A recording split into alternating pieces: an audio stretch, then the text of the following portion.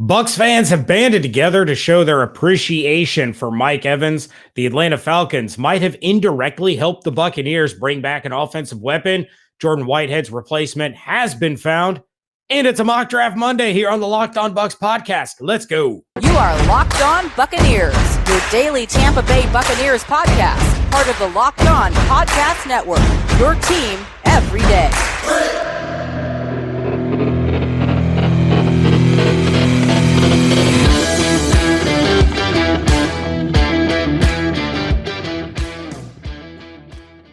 What's up, Bucs Nation, and welcome to the Locked On Bucs podcast, part of the Locked On Podcast Network. It's your team every day. We are your daily podcast covering the Tampa Bay Buccaneers, free and available on all platforms, including YouTube. And we thank you for making today's episode your first listen or view of the day. I am James Yarcho, joined by my phenomenal co-host, David Harrison. Both of us cover your Tampa Bay Buccaneers for SB Nation's Bucs Nation. And when we aren't here or there, you can find us on Twitter at Locked On Bucs, at JYarcho_Bucs, at DHarrison82, and at Bucs_Nation. We thank you again for making Locked On Bucs first listen or your first view every single day. Today's episode brought to you by BetOnline. BetOnline has you covered this season with more props, odds, and lines than ever before. BetOnline, where the game starts. Bucs Nation, you came through in a big way following the news that wide receiver Mike Evans was once again restructuring his deal with the Tampa Bay Buccaneers. It's like 5 times in the last 2 years that he's done so. And we absolutely love the support you all threw behind Mike Evans. At the last tweet update that I saw from the Mike Evans Foundation, more than $40,000 had been donated by Buccaneers fans of Mr. Mike Evans, donating reportedly anyway, $13 at a time to basically thank him for being so amicable to helping out the organization. James, I did the math. If that's individual $13 donations, that means 3,077 Buccaneers fans have contributed to the movement. However, I'm sure there was a $15, a $20, maybe even $100 donation here and there. But still, no matter how it got raised, over $40,000 going to the Mike Evans Foundation in reaction to his restructuring his deal to free up cap space for the Tampa Bay Buccaneers. It's just, it's amazing. It warms your heart. And I appreciate it. And I know you appreciate it. That's why we wanted to lead off the show, basically, not even on behalf of the Mike Evans Foundation, because we don't know them, but we thank you, Bucs Nation, for being just awesome. Yeah, it's definitely a cool story, and it's not unique by any means. This is kind of I think this is the first one that I can recall as far as involving a Buccaneers player, but we've seen like, who was it? It was Bills fans that donated to Andy Dalton's charity. Andy Dalton, yeah. Yeah, thanking him for helping the Bills get into the playoffs. And we've seen opposing fan bases donate to their, another team's players foundation for one reason or another. And it's really cool thing to do. It really truly is. And you love to see how much money's raised with such a small donation amount. Like you said, there's probably a $20 in here, a $50 in here. Maybe somebody donated $1,313. There you could have had one of those with a 1313. But yeah, it's fantastic. And of course, the Mike Evans Foundation does absolutely phenomenal work.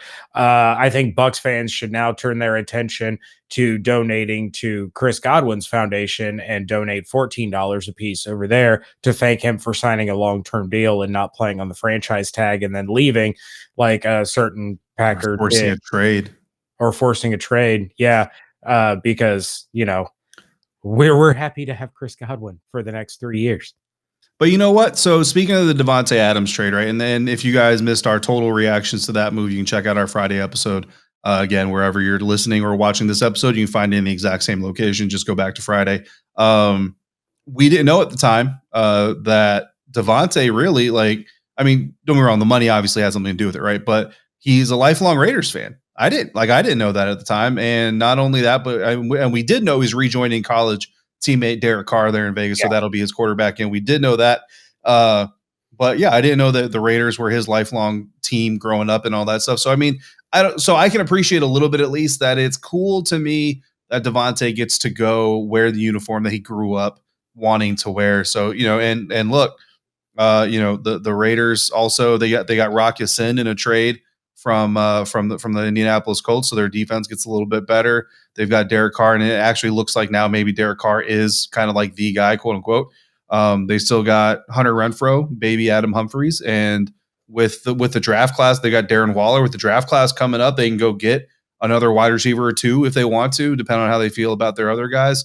I mean, the Raiders, they're keeping up in the AFC West. I mean, again, it's going to be brutal. Like, it's going to be the SEC all over again. But kudos to Davante for getting to live out his dream, and also, by the way, under note, making a whole bunch of money in the process. Yeah, I mean, it's similar to how I didn't know, when I made the comment about Deshaun Watson, that I didn't know at the time that he was a childhood Atlanta Falcons fan, that he was a ball boy for them. Same exact deal. And, it's great for Deshaun Watson to go back home to Atlanta. Oh, wait, nope. Most guaranteed money ever in an NFL contract to go. I don't know if I've ever seen a worse circumstance turn out so well for an individual. Well, they're paying the premium for him having to go to Cleveland, whose city motto is, "At least we're not Detroit." And that's really what it is. So it's like, I'm not like a resident of Cleveland. I've been to Cleveland. I've been to Akron. It's not. I've been to worse. I've definitely been to worse. Awful. I don't know about that. Like where the Q is, where the Cavs play, that's kind of all right. Yeah. You got the Rock and Roll Hall of Fame over there. Yeah. That area is kind of all right. But the rest of it is awful. It's awful. Having just been there like 2 months ago for a hockey tournament in a not so nice area, which is pretty much most of Cleveland. They're not Detroit. That's all. Okay. I went to like a local burger place that's pretty popular. It was good food. It was a good time, good people. Whatever it is, Deshaun Watson making ridiculous amounts of money. I wonder, actually, and we can get to our next segment after this, but I wonder. So I know it's all guaranteed, right? But every contract has stipulations. I wonder how much he loses when the suspension hits. That's the thing, is they structured it to give him like the veteran minimum as his base salary for the first year of the contract. So if he's suspended, he loses like virtually none of it. Jeez, man. That's why he went to Cleveland over Atlanta. Yeah, it's such a massive signing bonus that the amount, if he's suspended for 8 games, even if he's suspended for a year, the loss on that contract is absolutely minimal. Yeah. And then, the guarantees he got from Houston at the same time are going to more than feed him and his family. So, hey, man, a situation. Look, hopefully he makes good on his second opportunity. That's all you can say going forward. But anyway, back to the good news. We started this on good news. So right. I appreciate Bucs Nation being awesome and going out there and supporting Mike Evans and his foundation for, agreeing to free up money for the team. And I think it's a great thing that was done. So definitely wanted to give you all that participated a shout out for that. Absolutely. Absolutely. And look, speaking of the Falcons, a recent signing that they made over the weekend might actually be beneficial for the Buccaneers when they're at the negotiating table with a key member of their Super Bowl roster. But first, we got to talk about our friends over at Built Bar, because you all of you, every single one, you watching right there with the hat and the sweatshirt, drinking the bottled water, you need to try the Built Puffs, because Puffs are the first ever protein-infused marshmallow. They're fluffy, they're marshmallowy. They're not just a protein bar. They are a treat, and they are covered in 100% real chocolate. They are bound to be one of your favorites, with some incredible flavors like churro, coconut marshmallow, and banana cream pie. All Built Bars, the Puffs and the OGs, are covered in 100% real chocolate, low calorie, high protein. You can replace your candy bars with Built Bars. You can have a nice little treat, and it is good for you. Most of these Built Bars contain 130 calories, 4 grams of sugar, 4 net carbs, and 17 grams of protein. They are delicious, and they have new flavors coming out all the time. If they think a flavor might be good, they're going to go ahead and make it. Then they're going to figure out how to make it healthy. Go to built.com, use promo code LOCKED15, and you're going to get 15% off your order. Again, use promo code LOCKED15 for 15% off at built.com. Thanks again, Bucs fans, for making us your first listen or your first view of the day. Make sure you're also following the Locked On NFL podcast. Locked On experts covering the biggest stories around the NFL every Monday through Friday in less than 30 minutes. It is free and available wherever you get podcasts. And not only will you get one episode covering things like the Davante Adams trade, you'll get 4 of them. It's a lot of content going down over there. So check it all out. And yeah, just do that. So David Harrison and James Yarcho coming at you for Locked On Bucs podcast on Twitter at DHarrison82 and at JYarcho_Bucs. Classically trained on Tampa Bay Buccaneers sports takes and analysis. Leonard Fournette is taking his time, similar to last year, honestly. He was one of the last Buccaneers to re-sign with the team. But the Falcons may have helped the Buccaneers bring him back, like James mentioned. First of all, Leonard Fournette tweeting out over the weekend, quote, "I know what I want. It's going to take time, but I also believe for these last 2 years, I've played like a top 5 back. So I'm just trusting God and enjoying this time grinding and with my family," end quote. Now, no question, Leonard Fournette has been a huge member of the Buccaneers offense, but James, the whole top 5 quote unquote running back thing isn't exactly true. In fact, he barely cracked the top 20 in rushing yards. Now, you could say that he missed some games, and then that's true and that's valid. But Derrick Henry also missed double what Leonard Fournette did and finished in the top 10 in rushing, which is why he's King Henry. And Lenny, as much as we love him, might be Prince Lenny. I don't know what Lieutenant Lenny. I don't know how that works. Anyway, but James, the Falcons re-signed Cordarrelle Patterson, right, over the weekend. How does that move help the Tampa Bay Buccaneers?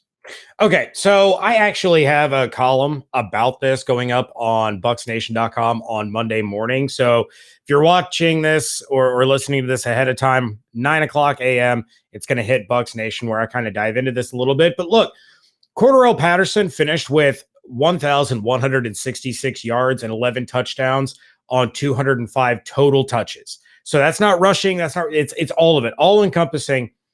Over 1,100 yards and 11 touchdowns. Leonard Fournette, he finishes with 100 yards more and 1 touchdown less than Cordarrelle Patterson on 249 total touches. So 44 more touches for 100 more yards and 1 less touchdown. To be a top 5 back, which is what Lenny talked about in his tweet, Fournette would have to be paid more than Derrick Henry's $12.5 million per year. Yes, Derrick Henry, King Henry, who missed like half the season and still almost had 1,000 yards, is the 5th highest paid running back in the National Football League. The 10th highest paid running back is Saquon Barkley, who's getting $7.8 million this year. And the Giants are actively trying to trade him, knowing they're going to have to eat some of his salary. So I love Lenny. You all know that I love Lenny. Playoff Lenny, Lombardi Lenny, Indy Lenny, Four-Tutty Lenny, whatever Lenny you want to call him right now. He's free agent, aiming a little too high Lenny. Free agent Fournette. Yeah, free agent Fournette. He and Patterson basically have comparable numbers. Yeah. And the Bucs might actually be able to use that in negotiations, on top of whether Tom Brady might be in his ear talking to him about taking a little bit less to come back to the Bucs. But with the comparable numbers, Cordarrelle Patterson just agreed to an average annual value of $5.25 million. Now, we don't know the full details on this contract. We don't actually know what's guaranteed, what he's actually getting, what's in bonuses, any of that. So Patterson could be getting even less than $5.25 million a year over the course of this contract. So you could feasibly probably try to get Leonard Fournette around that $5.5 million per year range. And that is going to line up with his production. Now, you could also throw in some incentives. Say, look, you said you've played like a top 5 back. We love the way that you operate in this offense, and we feel that you are a vital part of this team. So if you really feel like you're a top 5 back, we're willing to reward you if you show us that you are a top 5 back. You finish in the top 5 in rushing yards. You finish in the top 5 in touchdowns. Here's some incentives. Here's some bonus money that we are going to throw your way. And you kind of force his hand to say, you know what? Literally put your money where your mouth is And if you reach those plateaus, we're going to pay you for it. Yeah, and look, that would be completely fair. Like I know, like players always want to be rewarded a little bit for what they've done, and they want to be rewarded for what they're capable of doing. The bottom line is the running back position is just not valued very highly in the NFL right now, and there are guys coming out every year in the third, fourth rounds that make a big splash. Now, the Tampa Bay Buccaneers haven't been all that successful finding those guys, right? You have a lot more Jeremy McNichols out there in the Buccaneers, history than you do Alvin Kamara's, but the bottom line is those guys are out there and are available. It's just a matter of assessing your evaluation criteria and finding out where the flaw is and what you're missing. And I'm sure they're in there, doing that every single year internally. Doesn't mean that Leonard Fournette doesn't have value. Obviously he has value. And I hope that he gets, a good amount of money for what he's been able to do. But let's be honest here. Leonard Fournette was a man without a team, that the Buccaneers basically pulled up and pulled out of the water. And yeah, he's had a lot of success with the Buccaneers, but this isn't a circumstance with Leonard Fournette where he is being looked at as a guy who saved the Bucs. The Bucs are being looked at as a team, and more specifically Tom Brady, that saved him. Tom Brady, on the other hand, saved the Buccaneers. That's why he's getting literally whatever he wants. Chris Godwin is a guy who was establishing himself as a key cog of that team as they were building. Leonard Fournette, not to diminish you guys all know this is a pro Lenny show, but the way that the overarching view of him is you joined the party. The party was already happening before you got here, but you joined the party. Look, you made the party more fun. Everybody agrees, but let's not get it confused that the party wasn't already going on. So that's going to sound a little bit negative. Again, pro Lenny, you're not getting $12 million, dude. Like it's just not going to be a thing. But hey, if Aaron Rodgers can make $40 billion in 1 year, maybe Leonard Fournette can get $12 million. We'll see what happens. Speaking of additions to the team, Tyler from Boston, our guy, called in to talk about one such addition. What's up, boys? Pat from Boston. I just wanted to make a comment on what I think is a pretty good signing if it all pans out, that the Buccaneers are signing Logan Ryan to what I think would be either just to be defensive back help or potentially the replacement to Jordan Whitehead at safety. And I just like to say I like this move. I know he's not a Tyrann Mathieu like you guys were talking about, but depending if the money's right, it makes sense. He's a little bit older. He's a well-traveled veteran, well-seasoned. I did have an opportunity to watch him a little bit when he was in New England. He's a good player. He's a smart player. And what I like as well is that he played for the Titans. I consider Vrabel one of the smartest coaches in football. So he has, good experience working with Belichick, working with Vrabel, and Joe Judge I didn't really think he got a very good shake in New York, but, I consider him, a smart coach as well. But what I really like was that he was a captain, when he was with the Giants. He's bringing in not only that veteran leadership, but that captain leadership. And then, of course, he's got the Super Bowl pedigree. I think it's really just a good move. He's got some versatility, having been a cornerback and being a safety. A lot of people like that Richard Sherman move for some of the same reasons. So I think it's a really good, and maybe it'll be an underrated signing if it all works out, which I hope, of course, it does. Like to hear what you guys think. All right, Tyler, appreciate the phone call, brother, calling in about the Logan Ryan acquisition. And I mean, immediately up front, James, I'm a fan of it because we have been, I don't want to say screaming, but we've been saying on the show for a couple off seasons now that the Buccaneers needed to add veteran help to this unit. And they did so once injuries happened, right? Once SMB went out and there were some other injuries happening, they went out and added veterans, but we kind of wanted to let's put the horse before the cart. Let's not wait till there's a problem, then go and try to fix it. So I like this addition. I told you off air that I was a little bit worried about Logan being a quote unquote direct replacement for Jordan Whitehead, just because I don't view him as a really strong tackler. But doing some research, James, kind of like what Tyler was talking about, not only is he a team captain, the Giants vote for their team captains, and not all NFL teams do that. So that, to me, is an important detail of why he's a captain, is his teammates made him a captain. So that is huge. He also led the Giants in tackles in 2021, James. Yeah, and he's kind of that Swiss Army knife guy, right? You can line him up really anywhere within the secondary. You can line him up at slot and have kind of a three safety look, the way that the Buccaneers did last year when they had Winfield and Edwards and Whitehead all on the field together. So his versatility, his leadership, his intelligence, I love this signing for the Buccaneers. I really, truly do. And, hey, he caught the last pass ever thrown by New England Patriot quarterback Tom Brady. That he did. Just saying. All right, so those are our thoughts on the Logan Ryan acquisition. Obviously, thumbs up, I think, across the board. Mock Draft Monday is coming up, and maybe not thumbs up across the board. A fresh victim for us to judge mercilessly coming up. But first, it's that time of year again as the Ohio State Buckeyes run through a college basketball tournament, which is finally upon us and ongoing as we speak. From all your latest odds, contests, and player props, BetOnline.net is the number one source for all your sports betting info and needs. BetOnline remains the best spot for all your sports scores, podcasts, and news this season. And it's not just basketball. BetOnline is your continued source for all your sports wagering information needs, including live betting and your favorite Vegas casino games. Head to the website today or use your mobile device to learn more about the trends and the action going on at BetOnline, where the game starts. Wrapping things up here on a Mock Draft Monday edition of the Locked On Bucs podcast. James Yarcho, David Harrison on Twitter at @JYarcho_Bucs at DHarrison82. We would like to thank you for making Locked On Bucs your first listen of the day. If you are an NHL fan, the NHL trade deadline is on the way, and Locked On has over 20 NHL shows going live for you at 3 p.m. Eastern. Find your favorite NHL team's Locked On podcast on YouTube. You can see all the live reaction to the Florida Panthers trading for every hockey player known to man, because that's what they've been doing all weekend. And also, Ohio State already lost, so they're not running through anything. They made it just as far as stupid Illinois did. Yeah.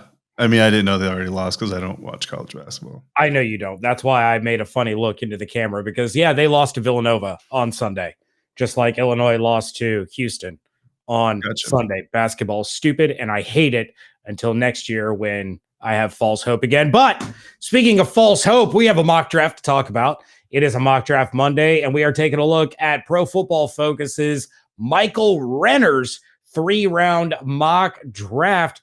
And David, the top 5 is really nothing exciting, nothing crazy, nothing changing.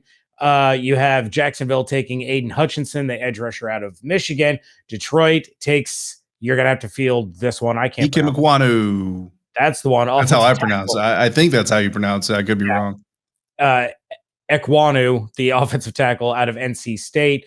Houston takes offensive tackle Evan Neal out of Bama. Roll Tide. The Jets take Kayvon Thibodeau, the edge rusher out of Oregon. That's a little different than what we've seen recently involving the New York Jets, but I like that pick for them.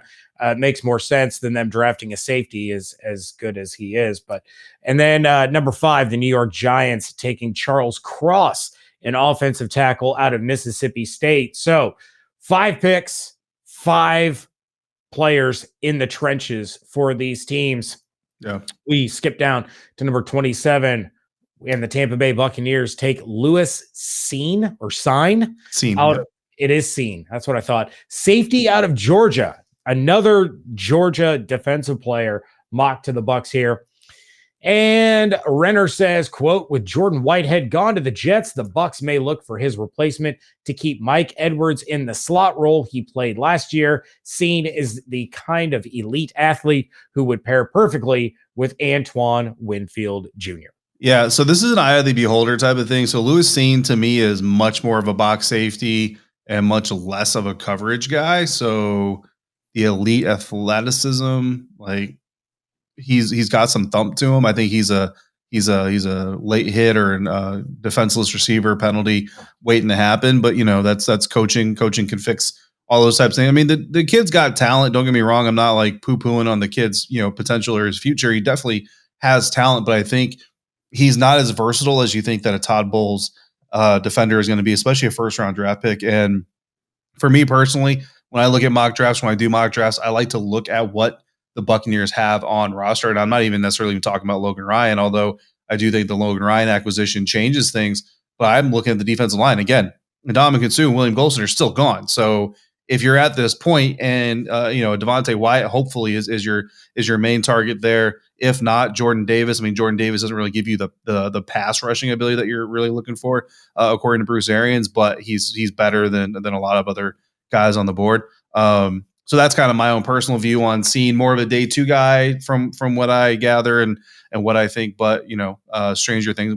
I remember we also once said that Matt Miller was crazy for mocking OJ Howard to the Buccaneers in 19.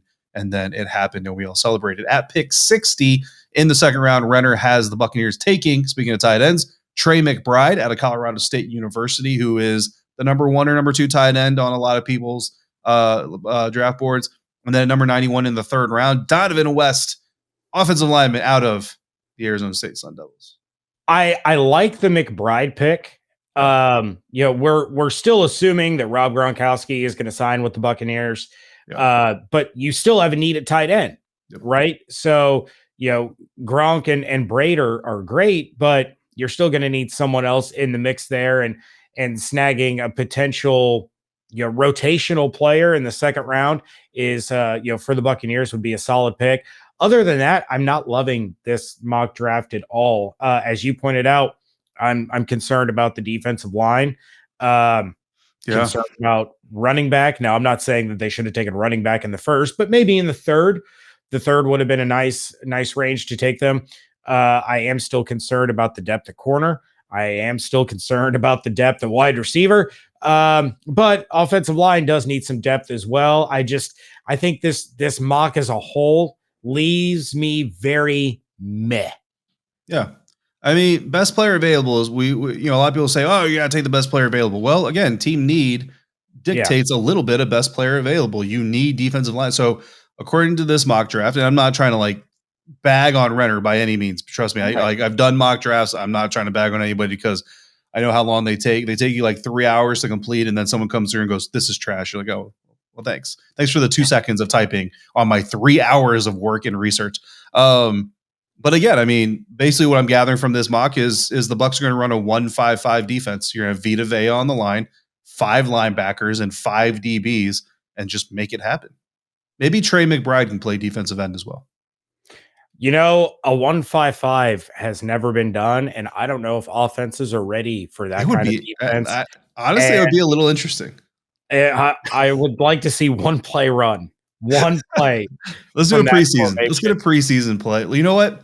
Let's raise $10,000 for the Arians Family Foundation. And I bet you if we donate $10,000 to Arians Family Foundation, they will let us use as a stipulation that they run one play, Vita Vea on the line. I don't care where, just Vita Vea on the line, preferably at the nose, right? A 0 guy. 5 linebackers. Give me Grant Stewart's locks of energy flowing behind him. 5 DBs. Now let's just see what happens. Let's just see what happens. Why not? Let's get Jake back on the show, and we're going to pitch this idea. Yeah, there you go. 10K. All we need from Bucs fans, 10K. that's all we need to make this happen. Let's go. Oh, geez. With that, we are going to get out of here, and we would like to thank you for making the Locked On Bucs podcast your first view or listen of the day. Now make your second listen to the Locked On NFL Draft podcast.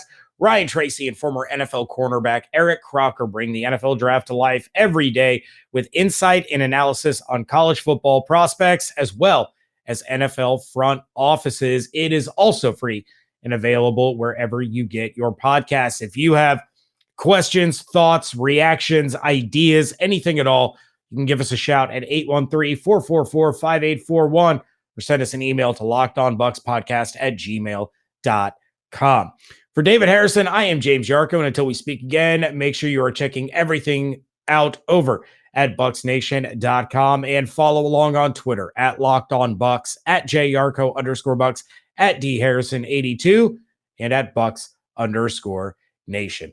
Hope you all have an absolutely outstanding day. Stay safe, stay healthy, wash your hands, be good to one another, fire those cannons. We thank you so much for joining us right here at Locked On Bucs.